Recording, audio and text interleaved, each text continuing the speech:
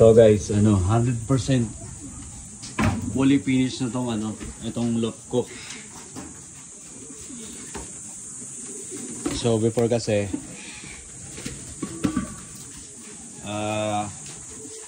wala pa tong perch, so wala pa tong flooring. So natapos na namin yan.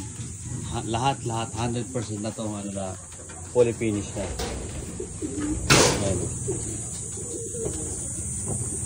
Yan ang kabuuan ng harapan.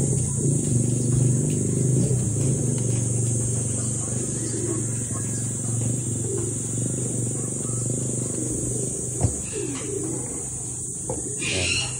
Ito sliding ko yun.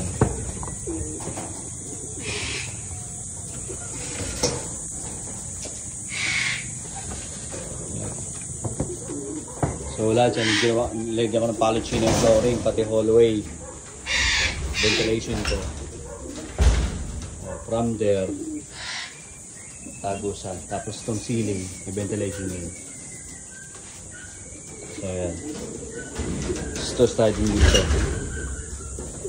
So nagdaanan to. Ayan yung old up ko yan. Yan.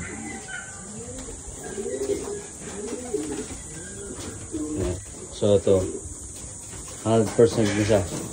So wala na akong kailangan gawin dyan. Finish na talaga as is. Ito naman yung Sputnik ko, trap ko. Gusto kong to, iangat. Tapos kunin ko sila isa-isa. Lalakulan to. Tapos bubuksan ko to. Pagdatingan nila ng mga ibon, o kahit marami yan, kukunin ko lang sila dyan lahat. Dadamputin ko lang sila lahat dyan. So yan kagandahan nito. So since wala pa naman karera, open lang natin yan. Unlock natin to. Yan kagandahan yan. Hindi ka mo problema na pumunta lahat ng mga ibon, pumasok dyan, habulin mo. Hindi, dito hindi. Kasi dyan lang sila may ipon pag galing karera. So isasarado ko yan. Ito, iangat ko. Diyan ko lang siya, para kang nag-raffle draw lang. So yan, ito yung abiary ko. Ayan yung abiary ko. Tapos ito, 4th division. 4 na division to guys eh. So, dinesign ko to ayon sa pagkakagusto ko. Nanonood ako ng YouTube, mga sa Europe. More influence ito sa Europe, Belgium, Netherlands. Ayan. Doon ako nanonood ng mga loft eh. Mga loft design. Tapos tabuo ko na to. Ayan guys. Tapos meron niya hallway.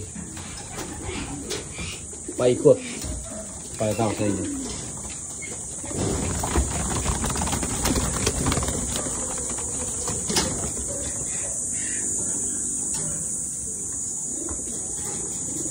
Ayan. Paikot siya.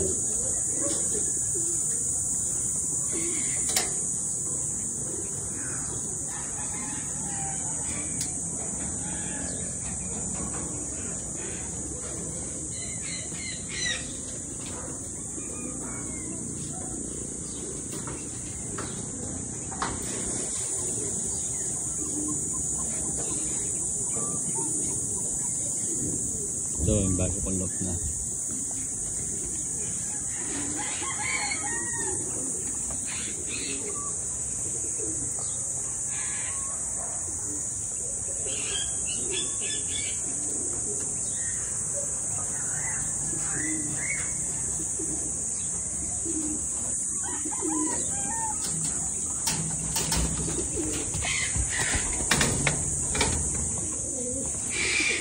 Yan. So 100% na siya guys. Wala na akong kailangan gawin dyan. As in fully finish na siya. So papakain na tayo. Pumunta na sila kanina. Dito na sila sa loob. Magmimekos-mekos na tayo ng brewery. Tsaka oregano powder. Ito pala. Itong itong video dito. Ito paano siya nag-work. Ayan. Ayan. Tapos ito yung naging division. Pwede mo isara yan. Ayan. Pagka mag-widowhood ka na. Isang buo yan. Sarado mo ulit. Tapos angat mo lang to. Tusok mo sa gitna. Magsisilbing division niya. Coop tray niya. Gawa nga pala ito ni Sir Dex Garcia. Yan.